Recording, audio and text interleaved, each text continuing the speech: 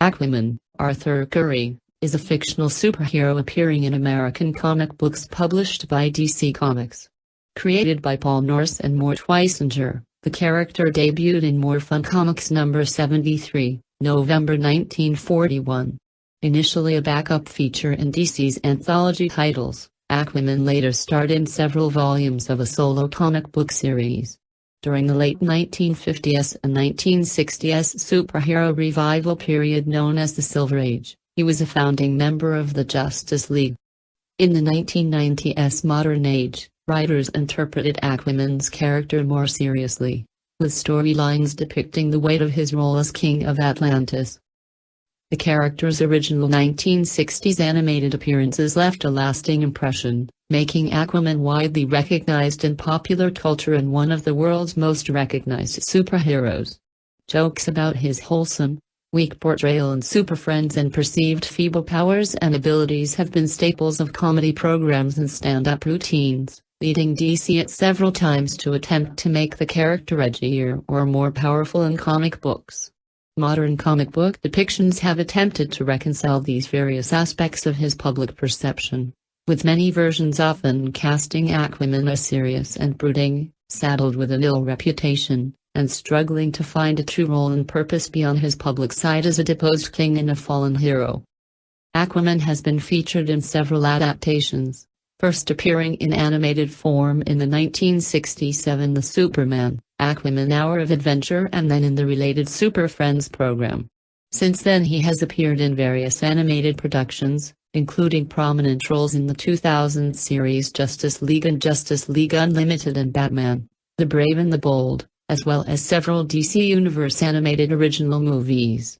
Actor Alan Ritchson also portrayed the character in the live-action television show Smallville. In the DC Extended Universe, actor Jason Momoa portrays the character in the films Batman v Superman, Dawn of Justice, Justice League, and Aquaman. Aquaman's pre-crisis publication history spans many titles and anthologies, and can be difficult to follow.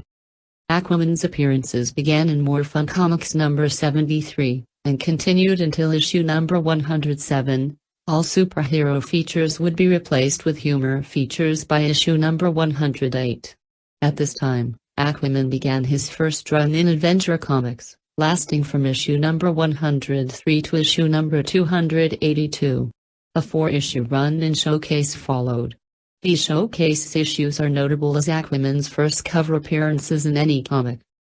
Soon after this, Aquaman began his first solo series, which would last 56 issues in its initial run. After a 3-year hiatus, Aquaman returned to Adventure Comics for 15 issues, number 435, number 437 and number 441, number 452. At this point, his new solo series began at number 57, continuing the numbering from the initial run, and ended after 7 issues with number 63. Aquaman once again returned to Adventure Comics as part of the Dollar Comics revamp of the series. When this ended, Aquaman appeared in 3 issues of World's Finest Comics, number 262 to 264, and then returned to Adventure Comics for 4 more issues, number 475, number 478. The feature found a new home in Action Comics for 14 issues. Number 517, number 520, number 527, number 530, number 536, number 540, which would be the end of Aquaman's pre-crisis solo appearances. Post-crisis, Aquaman's next solo titles were 2 miniseries and 2 specials. This was followed up with a new Aquaman series, Volume 4, which lasted 13 issues. Preceding Aquaman's 5th solo series was the miniseries Time and Tide, which provided a revamped origin for Aquaman. Volume 5 is the longest solo series Aquaman has had to date, lasting for 75 issues. Volume 6 followed the Obsidian Age storyline in JLA, and was renamed Aquaman, Sword of Atlantis with issue number 40 until the final issue number 57. Aquaman's first origin story was presented in flashback from his debut in More Fun Comics number 73, November 1941, narrated by the character himself. The story must start with my father, a famous undersea explorer. If I spoke his name, you would recognize it. My mother died when I was a baby, and he turned to his work of solving the ocean's secrets. His greatest discovery was an ancient city, in the depths where no other diver had ever penetrated.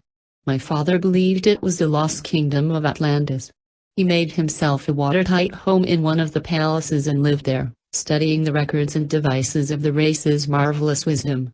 From the books and records, he learned ways of teaching me to live under the ocean, drawing oxygen from the water and using all the power of the sea to make me wonderfully strong and swift. By training in 100 scientific secrets, I became what you see, a human being who lives and thrives under the water. In his early Golden Age appearances, Aquaman can breathe underwater and control fish and other underwater life for up to a minute. Initially, he was depicted as speaking to sea creatures in their own language rather than telepathically, and only when they were close enough to hear him, within a 20 yards, 18 meters, radius. Aquaman's adventures took place all across the world, and his base was a wrecked fishing boat kept underwater, in which he lived. 11. During his wartime adventures, most of Aquaman's foes were Nazi U-boat commanders and various Axis villains from when he once worked with the All-Star Squadron. The rest of his adventures in the 1940s and 1950s had him dealing with various sea-based criminals, including modern-day pirates such as his longtime arch-enemy Blackjack, as well as various threats to aquatic life, shipping lanes, and sailors. Aquaman's last appearance in More Fun Comics was in issue number 106, before being moved along with Superboy and Green Arrow to Adventure Comics, starting with issue number 103 in 1946. Aquaman's adventures continue to be published in Adventure Comics through the 1940s and 1950s, as one of the few superheroes to last through the 1950s in continuous publication.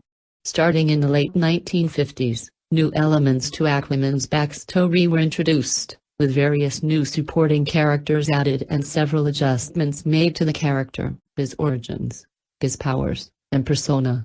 The first of these elements was the story Aquaman's undersea partner in Adventure Comics number 229, October 1956, where his octopus sidekick, Topo, was first introduced. This and subsequent elements were later removed or altered from the Aquaman character after the establishment of DC's multiverse in the 1960s, attributed to the Aquaman of Earth 1. The Silver Age Aquaman made his first appearance in Adventure Comics number 260, May 1959. In it and subsequent Silver Age comics, it was revealed that Aquaman was Arthur Curry, the son of Tom Curry, a lighthouse keeper, and Atlanta, the water-breathing outcast from the lost, underwater city of Atlantis. Due to his heritage, Aquaman discovers as a youth that he possesses various superhuman abilities, including the powers of surviving underwater, communication with sea life, and tremendous swimming prowess. Eventually, Arthur decided to use his talents to become the defender of the Earth's oceans. It was later revealed that he had, in his youth, adventured as Aquaboy and on one occasion, met Superboy, Earth's only other publicly active superpowered hero at the time. When Arthur grew up, he called himself Aquaman. It was later revealed that after Atlanta's death, Tom Curry met and married an ordinary human woman and had a son named Orm Curry, Aquaman's half-brother. Orm grew up as a troubled youth in the shadow of his brother, who constantly bailed him out of trouble with the law. He grew to hate Aquaman not only for the powers that he could never possess but also because he believed that their father would always favor Aquaman. Orm disappeared after becoming an amnesiac and would resurface years later as Aquaman's nemesis, Ocean Master. Aquaman's ability to talk with fish eventually expanded to full-fledged telepathic communication with sea creatures even from the great distances. He also retroactively developed a specific weakness akin to Superman's vulnerability to kryptonite or Green Lantern's vulnerability to the color yellow. Aquaman had to come into contact with water at least once per hour, or he would die. Prior to this story, Aquaman could exist both in and out of water indefinitely. Aquaman was included in the Justice League of America comic book series, appearing with the team in their very first adventure, and was also a founding member of the team. Aquaman took part in most of the 1960s adventures of the superhero team. Aquaman's supporting cast and rogues gallery soon began to grow with the addition of Aqualad, an outcast, orphan youth from an Atlantean colony whom Aquaman took in and began to mentor. Aquaman later discovered the submerged fictional city of New Venice, 18, which became Aquaman's base of operations for a time. Aquaman is recognized as the son of Atlanta and is later voted to be the king after the death of the former regent, who has no heirs. By this time Aquaman had met Mera, a queen from the water-based dimension, and married her shortly after he became king. They soon have a son, Arthur Jr., nicknamed Aquababy. The 1960s series introduced other such arch-enemies as the Ocean Master, Aquaman's amnesiac half-brother Orm, Black Manta, the Fisherman, the Scavenger, and the terrorist organization known as OGRE.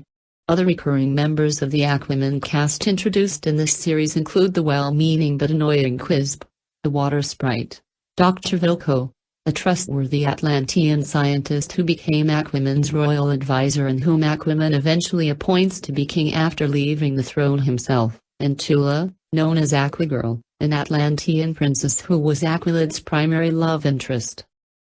In the mid-1980s, after his own feature's demise, Aquaman is briefly made the leader of the Justice League of America. In a storyline in Justice League of America number 228-230, an invasion of Earth by a race of Martians occurs at a time when the core members are missing. Aquaman is thus forced to defend Earth with a league much depleted in power and capability, and he takes it upon himself to disband the Justice League altogether in Justice League of America Annual Number 2, 1984, thereafter reforming it with new bylaws requiring members to give full participation to the League's cases. With the help of veteran Justice League members Martian Manhunter, Zatanna, and Elongated Man, Aquaman recruits and trains 4 new and untried members, Gypsy, Vibe, Vixen, and Steel, also relocating the team's headquarters to a reinforced bunker in Detroit, Michigan after the destruction of the JLA's satellite headquarters during the invasion. 31. Aquaman's participation in this new version of the Justice League ended in number 243, October 1985, when he resigns to work on his marriage with Mera. After the 1985 Crisis on Infinite Earths miniseries, several short miniseries were produced in the late 1980s and the early 1990s, beginning with 1986's 4-issue Aquaman, February to May 1986, written by Neil Posner, and featuring Aquaman in a new, largely deep-sea blue, costume. The series was well received and a follow-up limited series was in the works, though it was eventually cancelled due to creative problems. This series also expanded on several details of the Silver Age Aquaman's origin as well as Aquaman's relationship with his half-brother, Ocean Master, whose origin was retold in more complete detail. The series also added mystical elements to Aquaman's mythology and reinvented Ocean Master as a sorcerer. Aquaman reappeared in his blue costume in the Aquaman Special No. 1, 1988. In late 1988, the character appeared in the Invasion storyline, guest starring with the Doom Patrol, once again in his orange and green costume. In 1989, The Legend of Aquaman Special, officially titled as Aquaman Special No. 1 in the Comics Legal Indicia, the second special in back-to-back years, rewrote Aquaman's mythos and origin, though keeping most of his Silver Age history intact. The special was written by writer Robert Loren Fleming, with plots, breakdown art by Keith Giffen and full pencil art by artist Kurt Swan. This origin story of the modern age recounts that Aquaman is born as Orin to Queen Atlanta and the mysterious wizard Aitlin in the Atlantean city of Posidnus. As a baby, he was abandoned on Mercy Reef, which is above sea level at low tide, causing exposure to air which would be fatal to Atlanteans, because of his blonde hair, which was seen by the superstitious Atlanteans as a sign of a curse they called the Mark of Cordax. The only individual who spoke up on Orn's behalf was Vilko, a scientist who had no patience for myth or superstition. While his pleas fell on deaf ears, Vilko would later become a close friend and advisor to the young Orin. As a feral child who raised himself in the wilds of the ocean with only sea creatures to keep him company, Orin was found and taken in by a lighthouse keeper named Arthur Curry, who named Orin Arthur Curry after himself. One day, Orin returns home and finds that his adoptive father has disappeared, so he sets off on his own. In his early teens, Orin ventures to the far north, where he meets and falls in love with an Inupiat girl named Koko. He also first earned the hatred of Orm, the future Ocean Master, who is later revealed to be Arthur's half-brother by Atlan and an Inupiat woman. As detailed in the 5-issue Aquaman Limited series, June to October 1989, by the same creative team of the 1989 special of Robert Loren Fleming, Keith Giffen, and Kurt Swan, which continued a few of the themes from the Legend of Aquaman special. Mera is eventually driven insane by grief over the death of Arthur Jr., and is committed to an asylum in Posidonus. Shortly afterwards, an alien force conquers Atlantis. Arthur is forced to save the city but is hampered by an escaped Mera, who personally blames Arthur for the death of their son. In a fit of rage, Mera leaves Aquaman's dimension. The publication of writer Peter David's The Atlantis Chronicles No. 1-7, March to September 1990, which tells the story of Atlantis from antediluvian times to Aquaman's birth, introduced the ancient Atlantean character Zorin, after whom Aquaman was named, and Atlan, who was revealed to be Aquaman's father. Another Aquaman ongoing series with creative team Sean McLaughlin and Ken Hooper, No. 1-13, thereafter ran from December 1991 to December 1992, which portrayed Aquaman reluctantly deciding to remain in Posidonus as its protector once again. For a time, he serves as Atlantis' representative to the United Nations but always finds himself thrust back into the superhero role. Becoming more and more of a workaholic and solitary figure, Aquaman eventually returns to the oceans. He soon becomes tangled up in another attempt by Black Manta to destroy Atlantis by dragging it into a war with a surface nation. Peter David returned to the character in another limited series, Aquaman, Time and Tide, a 1993-1994 4-issue series which further explained Aquaman's origins, as he finally learns all about the history of his people through the Atlantis Chronicles, which are presented as historical texts passed down and updated through the centuries. Aquaman learns that his birth name was Zorin and that he and his enemy Ocean Master share the same father, an ancient Atlantean wizard named Atlan. This revelation sends Zorin into a bout of rage and depression, setting the stage for later confrontations between the two, as it is said in the Chronicles that two brothers will also battle for control of Atlantis. This is in contrast to the Silver Age Aquaman, who had always known that the Ocean Master was his half-brother Orm, although Orm's amnesia prevented him from remembering that fact for some time. This series is credited by Kevin Melrose of Comic Book Resources with helping the character reach the height of his modern-era popularity. Aquaman starred in his own series again with the publication of the 5th volume of Aquaman No. 1, August 1994, initially scripted by Peter David, following up on his 1993 Time and Tide miniseries. This series was the longest running for the character, lasting until its 75th issue. David left the series after issue number 46, July 1998, after working on it for nearly 4 years.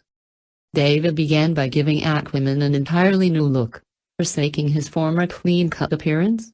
Following his discoveries reading the Atlantis Chronicles during Time and Tide, Aquaman withdraws from the world for a time.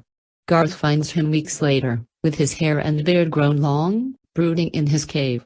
Aquaman loses his left hand when the madman Charybdis, attempting to force Arthur to show him how he can harness Arthur's ability to communicate with sea life, sticks Arthur's hand into a piranha-infested pool. This causes Aquaman to become somewhat unhinged, and he begins having prophetic dreams, and then, in need of a symbol, attaches a harpoon spearhead to his left arm in place of his missing hand. His classic orange shirt is shredded in a battle with Lobo, and rather than replace it, he goes shirtless for a while before donning a gladiatorial manica.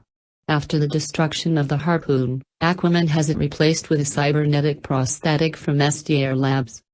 This new harpoon has a retractable reel that he can fully control. A major storyline, culminating in number 25, concerns the 5 lost cities of Atlantis. Facing an unearthly invading species linked to the origin of the Atlanteans, Aquaman has to search out and unite the lost cities. This storyline establishes him as a warrior king and a major political power, ruling largely undisputed over all the Atlantean cities. The remainder of Peter David's run focused on Orn coming to terms with his genetic heritage and his role as a king. During this time he discovers the remnants of a sentient alien ship beneath Poseidonus and is able to take control of it, returning Poseidonus to the surface and bringing Atlantis into greater contact with the outside world. The cultural changes this brings about, including increased tourism, as well as his conflicting duties as superhero and king, bring him into increasing tension with the political powers in his city. After a brief stint by Dan Abnett and Andy Lanning, David was replaced as writer by Erik Larsen with issue number 50, December 1998, and again by Dan Jurgens in issue number 63, January 2000. The series ended with number 75, January 2001. During this time his wife Mara returns, now sane again, from the otherworldly dimension where she had been trapped, and Aquaman narrowly averts a coup d'etat orchestrated by his son Kotriak and his advisor Vulko. His second harpoon is also destroyed, this time in a battle with Noble, king of the Lurkers. He replaces it with a golden prosthetic hand developed by Atlantean scientists which can change shape at his command, thus retaining the powers of the harpoon but being more all-purpose. After a brief war with an island nation, Aquaman expands Atlantis' surface influence by annexing the country to Atlantis. Aquaman had no regular series of his own from 2001 to 2003, but his plot went through several developments via his cameo appearances in several other titles. Aquaman was a founding member of the reformed JLA and remained an active, if sometimes reluctant member of that team, until the Our Worlds at War storyline in 2001, shortly after the cancellation of Aquaman Volume 5, during which Aquaman and the city of Poseidonus disappear during a battle between Aquaman and an Imperex probe. The Justice League eventually found out that the city was still there, just magically shielded, but in ruins and apparently uninhabited. The Atlanteans were trapped in the ancient past, where Tempest had sent them as a last measure when it appeared that the city would be destroyed by the probe. There, however, they were enslaved by their own Atlantean ancestors, led by a powerful sorceress named Gamne, and Aquaman himself was transformed into living water and imprisoned in an ornamental pool.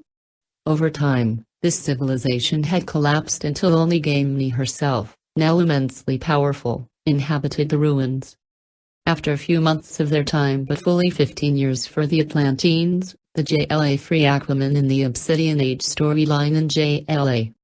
Although the original League is killed by Gamne, their souls are contained by the magician Manute Raven to use in a spell to contain Gamne in Atlantis until the present day, when he is able to resurrect them. Aquaman is freed from his prison in the pool, and Zatanna enhances his powers so that he can now control the entire ocean as a water wraith. With this power, Aquaman is able to sever Gamne's connection to the city by sinking it under the sea again. While he fights Gamne, the League members return the modern Atlanteans to the present, where they can begin rebuilding the city, which is once again at the bottom of the sea. A sixth Aquaman series began shortly afterward, initially written by Rick Veitch, who sought to take Aquaman in a more mystical direction. Subsequent writers who contributed to the series include John Ostrander, Will Pfeiffer, Dade Williams, and John Arcudi. This series ran 57 issues, starting in December 2002. Cover dated February 2003. Initially focusing on Aquaman's efforts to survive after he was exiled from Atlantis and the ocean, the theme of the storyline changed when Aquaman became involved after a sizable portion of San Diego sunk into the ocean. Over the next few months, it was discovered that the sinking was the work of a scientist who had acquired a sample of Aquaman's DNA. Believing that the human race as it currently existed would destroy Earth, he had sunk the city while using the sample he took from Aquaman to convert most of the residents into water breathers. Aquaman goes on to establish himself as the protector of San Diego, aided by new Aquagirl Lorena Marquez. Despite such problems as the human resident's poor reaction to being trapped underwater, or Ocean Master's attempt to rewrite history so that he is Aquaman while Orin is Ocean Master. Starting with number 40, May 2006, following the events of the Infinite Crisis storyline, it was renamed Aquaman, Sword of Atlantis, which ended with issue number 57, October 2007. Following the 1 year later storyline, starting with Aquaman Volume 6, number 40, May 2006, the series was renamed Aquaman, Sword of Atlantis, and taken in an entirely different direction by writer Kurt Busiek. In this version, Aquaman is missing and presumed dead following the events of Infinite Crisis. A young man with aquatic powers by the name of Arthur Joseph Curry is summoned by the mysterious Dweller in the Depths to take up the mantle of Aquaman, but it gradually emerges that the Dweller himself is Aquaman, having lost much of his memory and been strangely mutated while gaining magical powers. See the Arthur Joseph Curry section, below. These changes were explained later during the missing year depicted in the weekly series 52. Aquaman makes a brief appearance at the memorial for Superboy. Sometime later, Ralph Dibny, seemingly accompanied by Dr. Fate's helmet, meets a bearded, long-haired, and amnesiac Orin in the ruins of Atlantis. The helmet portends that if he lives, it is as a victim of the magics of legend and the power of the sea. During Infinite Crisis, Orin makes a deal with the gods of the sea in a desperate bid to gain the power to save the lives of several Sub-Diego inhabitants who had lost the ability to live in water. Using the bones of his severed left hand in a magical ritual, the sea gods give Orin the power to raise Sub-Diego onto dry land. However, as a side effect of this, Orin mutates into the Dweller of the Depths, and loses his memories. The fate the Dweller foresees for Arthur Joseph Curry once they meet is revealed to really only be a confused memory of the Dweller's own past as Aquaman. In the midst of trying to help his successor, Arthur Joseph, the Dweller, Orin, is murdered by Naru. Upon the receipt of Orin's body, members of the Justice League of America, including Superman, Batman, Green Lantern, and the Flash, examine the body in Atlantis and wish the best for Mera and the new Aquaman. Orin seemingly reappears in Atlantis during the 2008 Final Crisis storyline to fend off the forces of Darkseid, but this Aquaman is revealed to be from another within the multiverse. The appearance of this Aquaman is later perceived by Hal Jordan and Barry Allen as an unsubstantiated rumor, since this person was never seen nor heard from again. Sometime between his death and the beginning of the 2008-09 Blackest Night storyline, Orin's body is moved and buried on land at Mercy Reef alongside Tom Curry in accordance with his final wishes. In Blackest Night number 1, Garth returns to Atlantis and tells Orin's wife Mera that he is angry at the notion of Aquaman's body being buried on land. Mera relays to Tempest that Orin felt safe on land and that it is indeed what he wanted. Sometime later, a black power ring is seen entering Orin's grave, bidding him to rise. Aquaman's corpse rises, along with those of Tula and Dolphin as revenant members of the Black Lantern Corps, and demands that Mera reunite with him in death, offering her a chance to see her son again. Garth is killed and joins the Black Lanterns himself. Mera rejects the corpse before fleeing. In the climax of the miniseries, Aquaman is among those resurrected by the White Lantern entity, and is reunited with Mera. Because the Black Lantern ring helps reconstruct Orin's body, when he is resurrected his hand is restored as well. Aquaman and Mera spend the night together in the lighthouse of Amnesty Bay, but in the morning Mera finds Arthur on the dock looking at the sea and wondering why he was resurrected. Later, they intercept a pirate vessel, but Aquaman finds that he can only call on dead sea life to help him. While cleaning up an oil spill, Aquaman and Mera are attacked by soldiers from Mera's homeworld, led by Siren. Mera reveals that she was sent to kill him. She also hints that, despite the long-lasting exile of her people, Zebul's soldiers had been enemies of Black Manta himself from a distant time, even preceding the first public appearance of Aquaman, and states that, despite Mera's original mission being a solo one, Siren is now backed by the entire Death Squad, elite Zebul soldiers, at the orders of the acting princess. She later reveals that Siren is her younger sister. Aquaman is told by the White Lantern entity to find Jackson Hyde before a second, unidentified group does. Mera states that she knows who Hyde is, and after she tells Aquaman, he leaves and rescues Jackson from a Zebel attack. It is revealed that Aquaman's Silver Age origin has been re-established and he is once again the half-human son of Tom Curry and an Atlantean queen. The entity subsequently reduces Aquaman to what appears to be white water. Aquaman is revealed to be one of the elementals, and was transformed by the entity to become the element of water and protect the Star City forest from the Dark Avatar, which appears to be the Black Lantern version of the Swamp Thing. After the Dark Avatar is defeated, Swamp Thing returns Aquaman to normal. Afterward, Aquaman is reunited with Mera, at which point he discovers that the Zebel's weapons were made of Atlantean technology. As part of the New 52, DC's 2011 relaunch of their entire superhero line, Geoff Johns, Ivan Reis and Joe Prado served as the initial creative team of the company's new Aquaman series, the first issue of which was released September 28, 2011. The three creators remained on the title for the first 16 issues. That subsequently lead into the first continual, Aquaman-related crossover in years, Throne of Atlantis.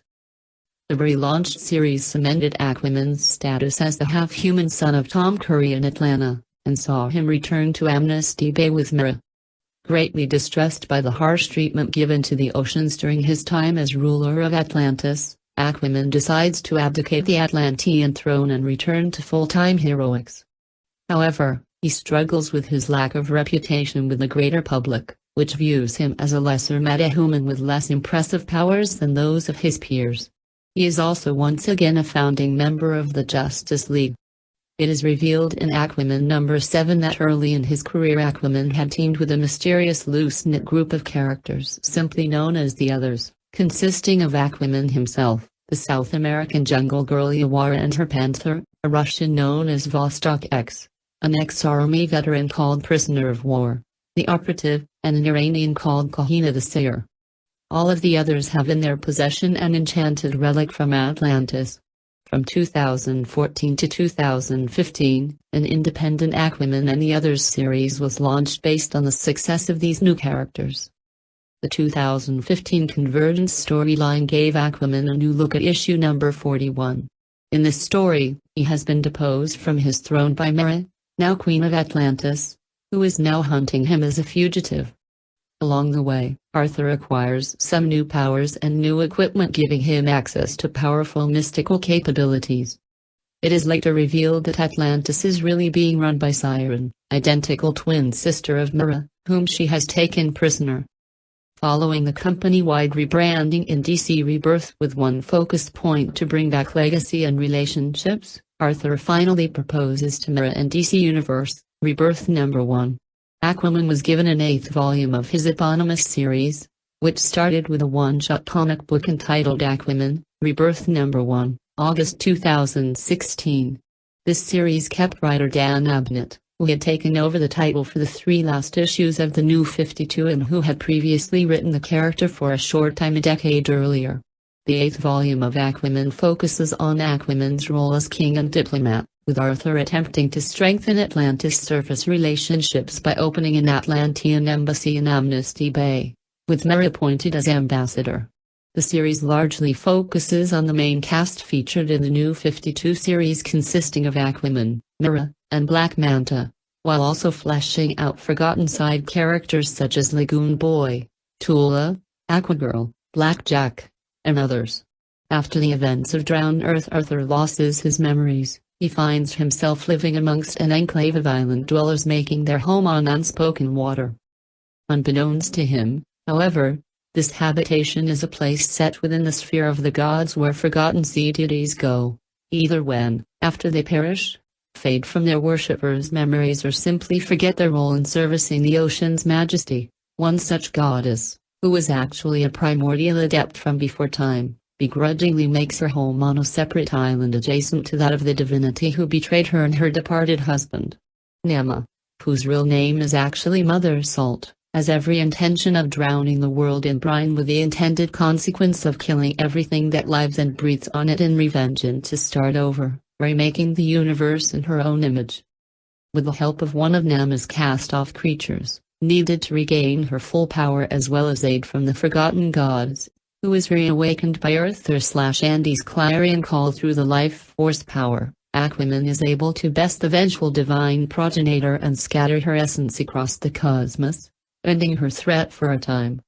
In thanks for aiding them and quelling their mother's fury, the sea gods of the world and the newly revived Father Sea, the aforementioned life made of Mother Salt, give praise to Arthur for his valor and integrity.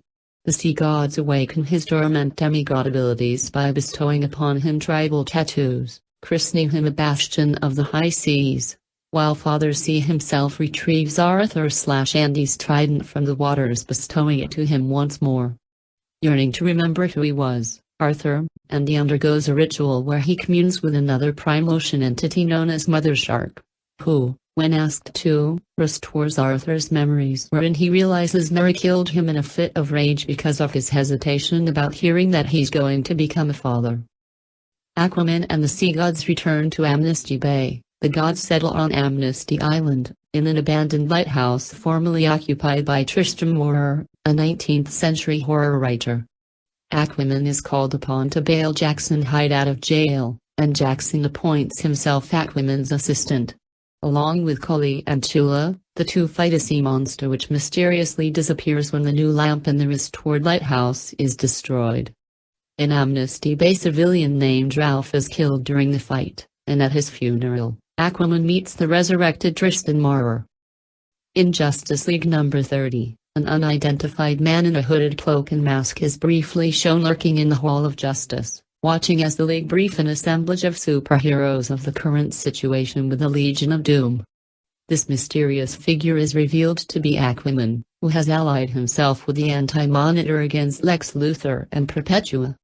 He is sent back in time to December 7, 1941, where he helps Flash, Green Lantern and the Justice Society to fight off the Legion of Doom and recover a fragment of the totality, revealed to be Starman's cosmic rod.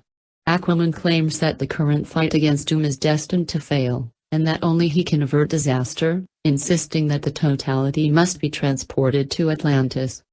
Aquaman and the other heroes transport the totality back to Atlantis, only to find it under the control of Vandal Savage and the Legionnaires Club, and that Poseidon has been enslaved by the Legion of Doom. He claims that, following his encounter with the Death Kraken, he was rescued by the Anti-Monitor and sent back to Earth with instructions to secure the fragment of the totality in the past, but inadvertently landed on the island within the sphere of the gods, losing his memories in the process. This appears to contradict the story of his death at Merit's hands. Aquaman's most widely recognized power is the telepathic ability to communicate with marine life, which he can summon from the great distances.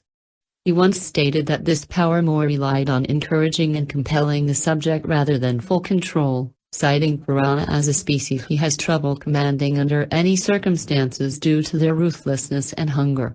Although this power is most often and most easily used on beings that live in the sea, Aquaman has at times demonstrated the ability to affect any being that lives upon the sea, for example, sea eagles, or even any being evolved from marine life, for example, humans and some aliens.